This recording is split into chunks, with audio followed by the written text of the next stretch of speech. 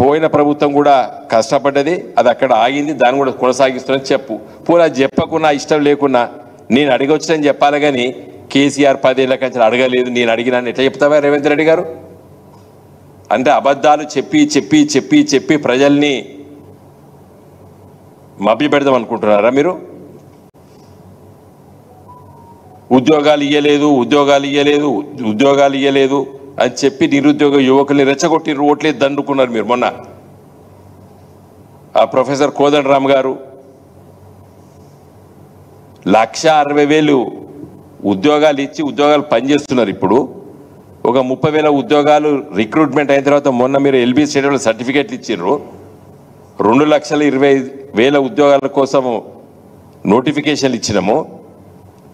అవన్నీ మేము చెప్పుకోక మా తప్పేంది, కానీ నువ్వు ఇవ్వలేదని చెప్పి గోబల్స్ ప్రచారం చేస్తే ఈ కంచెలు ఊరుకునేది లేదు. ప్రతి ఇష్యూ మీద మేము మాట్లాడతాం. ఇలా మీరు మాట్లాడేది పచ్చి తప్పు. సైనిక్ స్కూల్ గురించి వెళ్ళి కొట్లాడము, సాధించడము, కానీ కేంద్ర ప్రభుత్వం డిఫెన్స్ మినిస్ట్రీ చేతులెత్తి ఉత్తరం రాసింది. దాన్ని తీయండి, ఆ ఉత్తరం తీయండి.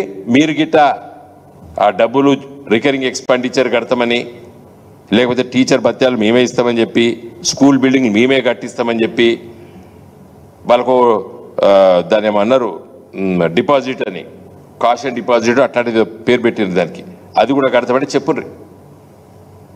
ఇలా భూమి ప్రభుత్వ కంటోన్మెంట్ భూముల గురించి వెళ్ళి మనోహర్ పారీకర్ గారు హైదరాబాద్కి వచ్చి సికింద్రాబాద్లో మీటింగ్ పెట్టిర్రు.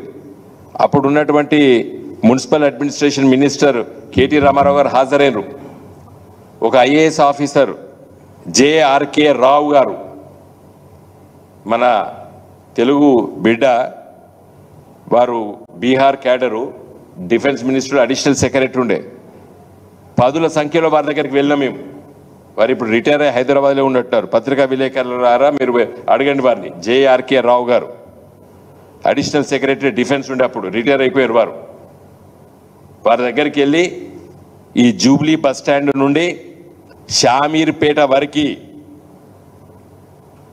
మెట్రో కమ్ దాని డబుల్ డెక్కర్ అంటారు, అంటే కింద మెట్రో పోతుంది, మీద వెహికల్స్ పోవచ్చు. దానికోసం మేము ప్రయత్నం చేస్తాం. మీరు